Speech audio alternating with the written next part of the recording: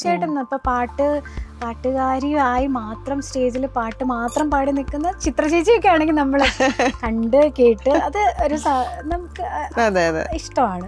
പക്ഷെ എനിക്ക് തോന്നുന്നു പുതിയ ജനറേഷനിലോട്ട് വരുമ്പോ അങ്ങനെ അക്സെപ്റ്റൻസ് കുറയും. അത്രമാത്രം അത് കാണാനും ഒരു ചന്തണ്ടാവണം, പാട്ടും പാടണം, നല്ല ഡ്രസ്സ് വേണം, നന്നായിട്ട് ഒരുങ്ങി വന്ന് നിൽക്കുന്നത് കാണാനാണ് ഓഡിയൻസിന് ഇഷ്ടം. അതിനു വേണ്ടിയാണ് അവർ നമ്മുടെ പ്രോഗ്രാം ചിലപ്പോ ബുക്ക് ചെയ്യുന്നത് പോലും. പെട്ടെന്ന് പറയേണ്ട ക്വസ്റ്റ്യൻസ് ആണ്. ഒരു ദിവസം ലീവ് കിട്ടിയാൽ ഞാൻ dash. Leave in the sense ഒരു നാഥാ നീ വരും കാലൊച്ച കേൾക്കുവാൻ കാതോർത്തു ഞാനിരുന്നു.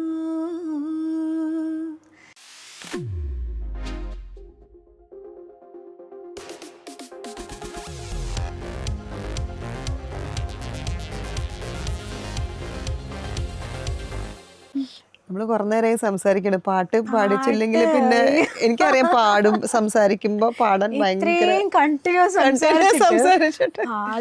പക്ഷെ ഒരു പാട്ടെങ്കിലും പാടിപ്പിച്ചില്ലെങ്കിൽ എന്താ പറയാ, അഖിലയുടെ ഫാൻസ് തന്നെ പിന്നെ അടുത്ത കമന്റ്സിലൂടെ അത് കാണിക്കും.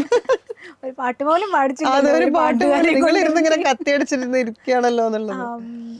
ഇഷ്ടമുള്ള പാട്ട്, കംഫർട്ടബിൾ ആയിട്ടുള്ള ഇഷ്ടമുള്ള, എപ്പോഴും കേൾക്കാൻ ആഗ്രഹിക്കുന്ന, അങ്ങനെ ഇഷ്ടം പോലെ ഓ അത് നല്ലതായിരിക്കും. Okay, favourite song. നാഥാ നീ വരും കാലൊച്ച കേൾക്കുവാൻ കാതോർത്തു ഞാനിരുന്നു. താവകവീഥിയിൽ എൻമിഴിപ്പക്ഷികൾ തൂവൽ വിരിച്ചു നിന്നു. നാഥാ നീ വരും കാലൊച്ച കേൾക്കുവാൻ.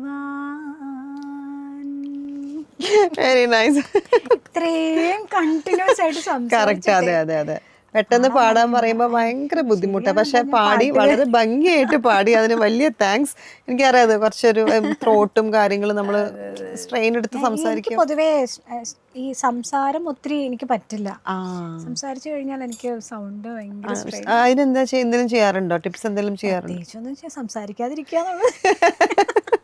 വേറെ എന്തെങ്കിലും സൗണ്ട് അങ്ങനെ അധികം വോയിസ് സ്ട്രെയിൻ കൊടുക്കാറില്ല. അങ്ങനെ എനിക്ക് ഓരോരുത്തർക്കും ഓരോരോ വോയിസിന് ഓരോ ഇതാണല്ലോ. തണുത്ത വെള്ളം കുടിക്കില്ല എന്നൊക്കെ പറയും. തണുത്ത വെള്ളം ഞാനും കുടിക്കില്ല. പക്ഷെ എനിക്ക് കൂടുതൽ സംസാരിച്ചു കഴിഞ്ഞു കഴിഞ്ഞാൽ എനിക്ക് ഭയങ്കര സ്ട്രെയിൻ ആണ്. എനിക്ക് തോന്നുന്നു എല്ലാവർക്കും, പാട്ടുകാർക്കൊക്കെ അങ്ങനെ ഉണ്ടാവും. അതുകൊണ്ട് ഞാൻ പിന്നെ ഡബിങ് അധികം നിർത്തിയതല്ലേ? സൗണ്ടിനെ അത് എഫക്ട് ചെയ്യാൻ തുടങ്ങി. അല്ല, പ്രത്യേകിച്ച് ഈ കരച്ചിലും ഒച്ചപ്പാടും വേളൊക്കെ ഡബിങ് ശരിക്കും നല്ല സ്ട്രെയിൻ ആണ്. നമ്മള് ഒരു ക്യാരക്ടർ ഇപ്പൊ അലറി വിളിക്കണ ക്യാരക്ടർ ആണെങ്കിൽ അങ്ങനെ തന്നെ ചെയ്യണ്ടേ? അതെ, അഭിനയിക്കുന്ന പോലെ തന്നെ നമ്മൾ വോയിസ് കൊടുക്കണം. അത് സ്ട്രെയിൻ ആണ്. അതുപോലെ കരയുന്നത്, ചിരിക്കുന്നത്, ഇതെല്ലാം സ്ട്രെയിൻ ആണ്. അപ്പോൾ കണ്ടിന്യൂസ് ആയിട്ട് ഡബ് ചെയ്ത് ഒരു ഡബിങ് ആർട്ടിസ്റ്റ് ആയിട്ട്, ഒരു എസ്റ്റാബ്ലിഷ് ഡബിങ് ആർട്ടിസ്റ്റ് ആയിക്കഴിഞ്ഞാൽ ചിലപ്പോൾ പാട്ടിനെ അത് ബാധിക്കും എന്ന് എനിക്ക് തോന്നിയിട്ടുണ്ട്. ഓരോരുത്തർക്ക് പിന്നെ SPB സാറൊക്കെ ഡബ് ചെയ്യുന്നുണ്ട്, പാട്ട് പാടുന്നുണ്ട്, ആക്ട് ചെയ്യുന്നുണ്ട്. അതൊക്കെ എക്സെപ്ഷൻ, അതൊക്കെ ലെജൻസ്. എന്നെ സംബന്ധിച്ച് വോയിസ് ഒരുപാട് സ്ട്രെയിൻ ചെയ്യാൻ പറ്റില്ല. കുറച്ച് സെൻസിറ്റീവാണ്. ഒത്തിരി സംസാരിക്കാനും ഒത്തിരി ഉറച്ച് ചിരിച്ചു കഴിഞ്ഞാൽ പോലും പിന്നെ എന്റെ സൗണ്ട് അത്രയും സെൻസിറ്റീവ് ആണല്ലേ? ഞാൻ കുറച്ചൊന്ന് ആ കാര്യത്തിൽ ഒന്ന് കെയർ ചെയ്യും. പിന്നെ ആഹാരം, ഫുഡ് അത്ര കൺട്രോൾ ഒന്നും, തണുപ്പ് കഴിക്കില്ല എന്നേ ഉള്ളൂ. റെക്കോർഡിങ്സിന് മുന്നേ അല്ലെങ്കിൽ ഒരു സ്റ്റേജ് പെർഫോമൻസിന് മുന്നേ എന്തൊക്കെയാ പ്രിക്കോഷൻസ് എടുക്കുക? അതായപ്പോ ഞാൻ ചിന്തിച്ചത് അതാ. ഫുൾ റെസ്റ്റ് ആയിരിക്കും, വോയിസ് റെസ്റ്റ് ആയിരിക്കും. എന്നാലും അപ്പൊ ഈ പുറത്ത് പോകുമ്പോഴൊക്കെ പല ക്ലൈമറ്റ് ആണല്ലോ, ക്ലൈമറ്റ് ഇഷ്യൂസ് ഉണ്ടാവാറുണ്ട്. അതിപ്പോ എല്ലാവർക്കും അത് അടപ്പ് വരും അല്ലേ? തണുപ്പുള്ള സമയത്ത് ഒത്തിരി അത് നമ്മള് പുറത്തിറങ്ങി നടക്കാതിരിക്കുക, കവർ ചെയ്ത് കെയർ ചെയ്യുക എന്നുള്ളതേ ഉള്ളു. അല്ലാതെ വേറൊന്നും ചെയ്യാൻ പറ്റില്ല. എക്സ്ട്രീം ക്ലൈമറ്റിലോട്ടൊക്കെ പോവാറുണ്ടല്ലോ. നല്ല തണുപ്പുള്ള സമയങ്ങളിൽ പുറത്തിറങ്ങി അത്രയും തണുപ്പ് അധികം കൊള്ളരുത്. അത്രേ ഉള്ളൂ. പരിപാടി കഴിഞ്ഞിട്ട് കറങ്ങാൻ പോവാം. അതിനു മുമ്പ് നമ്മൾ വന്നേക്കുന്ന ജോലി ഇതിനാണല്ലോ. ആ ഒരു ബോധം ഉണ്ടെങ്കിൽ കുഴപ്പമൊന്നുമില്ല. ഇപ്പം ഒരുപാട് പുറത്തെ ഷോസ് ചെയ്യണ കാര്യം ചോദിക്കും. അപ്പൊ ഫുഡി ആണോ? ഏതെല്ലാം? ഞാൻ എല്ലാം കഴിക്കും. പക്ഷെ എനിക്ക് ഏറ്റവും ഇഷ്ടം നമ്മുടെ കേരള സ്റ്റൈൽ സൗത്ത് ഇന്ത്യൻ ഫുഡാണ് എനിക്കിഷ്ടം. സദ്യയാണ് ഏറ്റവും ഇഷ്ടം. ആയതുകൊണ്ട് പറയല്ല, എന്നാലും സദ്യയാണ് എൻ്റെ ഫേവറേറ്റ്. ഞാനിപ്പോൾ വീട്ടിലാണെങ്കിൽ നല്ല വലിയ കുക്കൊന്നും അല്ല, ഞാൻ പറഞ്ഞല്ലോ. ഹസ്ബൻഡിൻ്റെ മോനും ആണെങ്കിലും ചോറ് കറികൾ അതൊന്നും വലിയ താല്പര്യമില്ല. അപ്പം എനിക്ക് വേണ്ടി മാത്രം കുക്ക് ചെയ്യാൻ എനിക്ക് മടിയുമാണ്. അങ്ങനെയൊക്കെ കറികളൊക്കെ ഉണ്ട്, മെനക്കേടല്ലേ. ഞാൻ കുറച്ച് ദിവസം കൂടുമ്പോ എനിക്ക് ഈ ചോറും സദ്യ പോലെ എന്തെങ്കിലും കഴിക്കണം എന്ന് ആഗ്രഹം തോന്നുമ്പോ ഞാൻ പൊതിച്ചോറ് ഓർഡർ ചെയ്ത് എന്റെ ആഗ്രഹം എനിക്ക് എല്ലാവരും ചെയ്യണ കാര്യങ്ങളാ, ഞാനൊക്കെ ചെയ്യണ കാര്യങ്ങളാ. കാരണം നമുക്ക് ഇത്രയും കുക്ക് ചെയ്യേണ്ട ആവശ്യമില്ലല്ലോ, കഴിക്കാൻ ആളില്ലെങ്കിൽ. അതെ, ഞാൻ എല്ലാം കഴിക്കും. കൂടുതൽ ഇഷ്ടം നമ്മുടെ നാടൻ ഫുഡാണ്.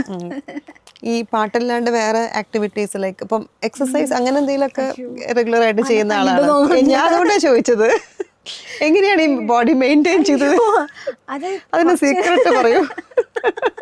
കളിയാക്കിയതല്ല, ഞാൻ കറക്റ്റ് ആയിട്ട് ചോദിച്ചത്. അല്ല, അതിപ്പോ നിങ്ങളുടെ ഒരു ലൈക്ക് സ്റ്റേജ് പെർഫോമൻസ് എല്ലാത്തിനും വേണമല്ലോ. അപ്പം അത് കുറച്ചും കൂടെ ഒക്കെ നോക്കേണ്ട ആൾക്കാരാണല്ലോ. തീർച്ചയായിട്ടും. ഇപ്പൊ പാട്ടുകാരിയായി മാത്രം സ്റ്റേജിൽ പാട്ട് മാത്രം പാടി നിൽക്കുന്ന ചിത്ര ചേച്ചിയൊക്കെ ആണെങ്കിൽ നമ്മൾ കണ്ട് കേട്ട് അത് ഒരു നമുക്ക് ഇഷ്ടമാണ്. പക്ഷെ എനിക്ക് തോന്നുന്നു പുതിയ ജനറേഷനിലോട്ട് വരുമ്പോ അങ്ങനെ അക്സെപ്റ്റൻസ് കുറയും. അത്രമാത്രം അത് കാണാനും ഒരു ചന്തണ്ടാവണം, പാട്ടും പാടണം, നല്ല ഡ്രസ്സ് വേണം, നന്നായിട്ട് ഒരുങ്ങി വന്ന് നിൽക്കുന്നത് കാണാനാണ് ഓഡിയൻസിന് ഇഷ്ടം. അതിനുവേണ്ടിയാണ് അവർ നമ്മുടെ പ്രോഗ്രാം ചിലപ്പോ ബുക്ക് ചെയ്യുന്നത് പോലും. അല്ലേ? അതൊക്കെ കാണാനും ഒരു നേരത്തെ പറഞ്ഞ പോലെ ഒരു കംപ്ലീറ്റ് പാക്കേജ് ആയിട്ടിരിക്കണം. അതെ, അത് മസ്റ്റ് ആണെന്ന് എനിക്ക് തോന്നുന്നു ഇന്നത്തെ കാലത്ത്. പണ്ട് അങ്ങനെ ഉണ്ടായിരുന്നില്ലായിരിക്കാം ഇപ്പൊ. പക്ഷെ ഇന്നത്തെ കാലത്തല്ല, ഒരു ഞാനിപ്പോ 20 വർഷമായി, ഇപ്പൊ പറയുമ്പോഴാണ് 20 വർഷമായിട്ടും ആ ഒരു ട്രെൻഡിലേക്ക് ഇങ്ങനെ 20 വർഷത്തിന്റെ ഒരു സ്റ്റൈലിംഗിൽ വന്ന ചേഞ്ചസ് എന്തൊക്കെയാ? അല്ല, കാലത്തിനനുസരിച്ച് ഇപ്പം പുതിയ ട്രെൻഡിങ് ആണല്ലോ. ലൈക്ക് ഇപ്പൊ ഓണം തന്നെ പറയുകയാണെങ്കിൽ തന്നെ ഒരു പെർഫെക്റ്റ് ഓണം ലുക്ക് എന്ന് പറഞ്ഞാൽ അഖിലയുടെ മനസ്സിൽ എന്തായിരിക്കും? ട്രഡീഷണൽ ആയിരിക്കുമോ അതോ നാടനായിരിക്കുമോ? ശരിക്കും ഒരു ഓണം ഇപ്പൊ ചോദിക്കുകയാണെങ്കിൽ ഒരു ഓണം ലുക്കില്? ഓണം ലുക്ക് ട്രഡീഷണൽ തന്നെയാണ്. ഓക്കെ, നാടൻ ട്രഡീഷണൽ ഓണം. നമ്മൾ ഓൺലൈനിൽ ഇങ്ങനെ ഇപ്പോഴത്തെ ട്രെൻഡ് വൈസ് നോക്കുകയാണെങ്കിൽ ഓണം എന്ന് പറയുമ്പോ ഒരു മുണ്ടും നേരിയതും പൂമുല്ലപ്പൂവും, അതെ, അതൊക്കെ തന്നെയാണ് ഓണം. ഇപ്പൊ ഞാൻ ഇട്ടേക്കുന്നത് സ്ലീവ്ലെസ് ആണ്. ഇങ്ങനെ ഒരു സാരി ആണെങ്കിൽ പോലും അത് പെട്ടെന്നുള്ള ഒരു ചോയ്സ് ആയിരുന്നല്ലോ. നമ്മൾ അങ്ങനെ പറയുമ്പോ ആ ഒരു ലുക്ക് തന്നെയാണ് ഭംഗി. അതെ. ഈ സ്റ്റൈലിംഗിൽ വന്ന ചേഞ്ചസ് എന്തൊക്കെയാ? അപ്പം ഇത്രയും ആങ്കറിങ് തൊട്ട് നോക്കുകയാണെങ്കിൽ എന്നെ സംബന്ധിച്ച് എനിക്ക് അങ്ങനെ വലിയൊരു മാറ്റമൊന്നും ഉണ്ടായിട്ടില്ല. പണ്ട് തൊട്ട് എങ്ങനെയാണോ അന്നത്തെ, ചിലപ്പോ പഴയ ഫോട്ടോ എടുത്ത് നോക്കിക്കഴിഞ്ഞാൽ അജഗജാന്ത് എനിക്ക് അത്ര ഡിഫറൻസ് ഉണ്ടാവും. പക്ഷെ അന്നത്തെ കാലത്ത് എന്താണോ ആവശ്യം അങ്ങനെ ഒരു മേക്കപ്പും ആ ഒരു ലുക്സും ഞാൻ അങ്ങനെ ഇഷ്ടപ്പെട്ട് അങ്ങനെയായിരുന്നു. മാറി വരുമല്ലോ, ഓരോ കാലഘട്ടം മാറുമ്പോൾ നമ്മുടെ ആ മാറ്റങ്ങളേ ഉള്ളൂ. ഒത്തിരി വലിയ മാറ്റങ്ങളൊന്നും എനിക്ക് എന്നിൽ തന്നെ തോന്നിയിട്ടില്ല. ഇപ്പൊ നമ്മള് എക്സാമ്പിൾ റീമിയുടെ കാര്യം നോക്കുകയാണെങ്കിൽ റീമി പണ്ടത്തെ പോലെ അല്ല.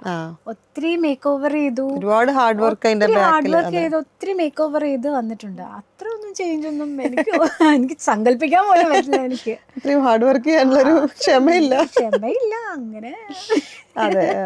ഈ ഒരു ഇതില് ഞാൻ ഓക്കെയാണ്, എനിക്ക് സ്വന്തമായിട്ട് ഞാൻ ഹാപ്പിയാണ്, ഓക്കെയാണ്. പിന്നെ അതല്ലേ കറക്റ്റ്, അതന്നെ ഏറ്റവും വലിയ കാര്യം. എന്തെങ്കിലും ഇൻസ്ട്രുമെന്റ്സ് ഒക്കെ വായിക്കോ? കുഞ്ഞിലെ വയലിൻ പഠിച്ചിട്ടുണ്ട്. പക്ഷെ അത് വയലിൻ പഠിച്ചിട്ടുണ്ട്. അതൊന്നും അത്ര നന്നായിട്ട് തന്നെ ഈ പാട്ടിന്റെ കൂടെ തന്നെ സീരിയസ് ആയിട്ട് പഠിച്ചു. സ്കൂൾ ടൈം ഒക്കെ എവിടെ യൂസ് ചെയ്തിട്ടില്ല. അല്ല, അതൊന്നും പ്രാക്ടീസ് ഇല്ലാതെ പറ്റില്ല. നന്നായിട്ട് പ്രാക്ടീസ് ചെയ്യണം, ഹാർഡ് വർക്ക്. അല്ല, ഇപ്പൊ എല്ലാവരുടെ കയ്യിലും ഒരു ഇൻസ്ട്രുമെന്റ് ഉണ്ടല്ലോ പാടാൻ നേരത്ത്. അതൊരു ആഡഡ് ആയിട്ടുള്ള ഒരു അഡ്വാൻറ്റേജ് ആയിരുന്നു. ഞാൻ സീരിയസ് ആയിട്ട് എനിക്ക് വേണമെങ്കിൽ ചെയ്യാമായിരുന്നു. പക്ഷെ പിന്നെ ഞാൻ അതും പറഞ്ഞ പോലെ അത്ര ഇമ്പോർട്ടൻസ് കൊടുത്തില്ല എന്ന് മാത്രല്ല, പിന്നീട് ബിസിയായി മാറിയപ്പോ പിന്നെ അതിലോട്ട് ഫുള്ളി പാട്ടില് മ്യൂസിക്കിലോട്ട് മാറി. പ്രോഗ്രാംസ് ഒക്കെ ആയിട്ട് അങ്ങനെ ഒരു തിരക്കായി കഴിഞ്ഞപ്പോ പിന്നെ അതങ്ങ്. പക്ഷെ എനിക്ക് ഇപ്പൊ ആലോചിക്കാറുണ്ട്, അത് കണ്ടിന്യൂ ചെയ്തിരുന്നെങ്കിൽ എനിക്ക് നേരത്തെ പഠിച്ചോണ്ട് കണ്ടിന്യൂ ചെയ്യാമായിരുന്നു. ഇനിയിപ്പോ അതാ പറഞ്ഞ ഒന്നിനും ഒരു ഏജ് ഒരു തടസ്സമില്ലല്ലോ. അതെ. ഡാൻസും പഠിച്ചിട്ടുണ്ടായിരുന്നോ? ഇല്ല അല്ലേ? ഡാൻസ് പഠിക്കാൻ ആഗ്രഹം ഉണ്ടായിരുന്നു. പക്ഷേ വീട്ടില് അമ്മയും അച്ഛനും പറഞ്ഞു ഡാൻസ് വേണ്ട, പാട്ട് പോരെ എന്നുള്ളൊരു. കാരണം അന്നത്തെ കാലത്ത് ഡാൻസ് എന്ന് പറഞ്ഞാൽ ഭയങ്കര എക്സ്പെൻസീവ് ആണ്. നമുക്കൊരു കോമ്പറ്റീഷൻ, യൂത്ത് ഫെസ്റ്റിവൽ എന്നൊക്കെ പറഞ്ഞു കഴിഞ്ഞാൽ ഒരു ഡാൻസ് ഇതിന് പാട്ട് പോലെയല്ല, ഇതൊക്കെ കാര്യങ്ങളാ, ചെലവ് കൂടുതലല്ല. അപ്പൊ അന്ന് അതൊന്നും അഫോർഡബിൾ ആയിരുന്നില്ല. അപ്പൊ അതുകൊണ്ട് തന്നെ ഡാൻസ് വേണ്ട, പാട്ടാവുമ്പോ കുഴപ്പമില്ല. പറഞ്ഞ പോലെ ഇപ്പൊ എല്ലാത്തിനുള്ള സമയം ആണ് നമ്മുടെ. ഇപ്പോഴത്തെ സമയം നമുക്ക് എന്ത് വേണമെങ്കിലും ചെയ്യാം. എനിക്കൊരു സിസ്റ്റർ ഉള്ളത്. ചേച്ചി ഇപ്പോ ഈ സമയത്ത് ക്ലാസിക്കൽ ഡാൻസ് പഠിക്കാൻ തുടങ്ങി. ഓ വെരി നൈസ്. അതെ അതെ. അപ്പൊ അതൊരു സന്തോഷമാണ്. ആഴ്ചയിൽ 1-2 ക്ലാസ്, ഫ്രണ്ട്സ്, അങ്ങനെ ഒരു ഫ്രണ്ട്സ് ചെയ്യുന്നു. അമ്പലങ്ങളിലൊക്കെ പ്രോഗ്രാംസിന് പോകുന്നു. കഴിഞ്ഞ ദിവസം മൂകാംബികയിൽ പോയി പെർഫോം ചെയ്തു എന്ന് പറഞ്ഞു. അതൊക്കെ ഒരു സന്തോഷമുള്ള. പിന്നെ നമുക്ക് ഇഷ്ടമുള്ള പാഷൻ. അതെ അതെ. ഏജ് ഏതാവണമെന്നൊന്നുമില്ല. അതെ അതെ. അതിനൊരു ഏജ് ലിമിറ്റ് ഒന്നുമില്ല. ചേച്ചി മാത്രമാണ്, ചേച്ചിയാണുള്ളതല്ലേ? ഞങ്ങൾ രണ്ടുപേരാ. ഇതൊരു ഫൺ റൗണ്ട് ആണ്. ജസ്റ്റ് ഒരു fill in the blanks type, just for fun. അതെ, പെട്ടെന്ന് പറയേണ്ട ക്വസ്റ്റ്യൻസ് ആണ്. ഒരു ദിവസം ലീവ് കിട്ടിയാൽ ഞാൻ dash. Leave in the sense ഒരു ദിവസം. നേരത്തെ നമ്മൾ പറഞ്ഞു പോയതായിരുന്നു അത്, എന്താ ചെയ്യാന്നുള്ളത്. വീടൊക്കെ കൊറേ പണികൾ ചെയ്യും. രാവിലെ തൊട്ട് രാത്രി ആയാലും തീരില്ല എനിക്ക്. അപ്പൊ ഒരു ദിവസം പോരാ, ഒരു ദിവസം കിട്ടിയാൽ സെക്കൻഡ് ദിവസം കിട്ടിക്കഴിഞ്ഞാൽ അതിന്റെ ബാക്കി എന്തെങ്കിലുമൊക്കെ ഉണ്ടാവും. 3-ാമത്തെ ദിവസം കൂടെ ആയിക്കഴിഞ്ഞാൽ പിന്നെ എനിക്ക് പ്രാന്താവും. ഞാൻ ഇറങ്ങി ഓടും. എനിക്ക് ഏറ്റവും വീക്ക്നെസ്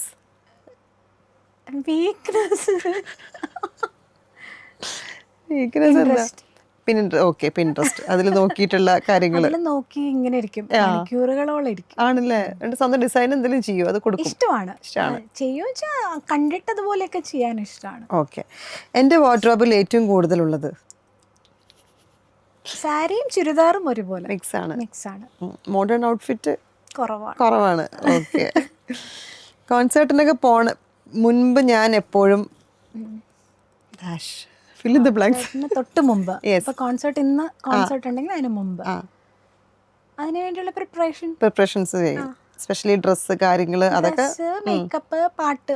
മെയിനായിട്ട് പാട്ട് പാടാനാണ്.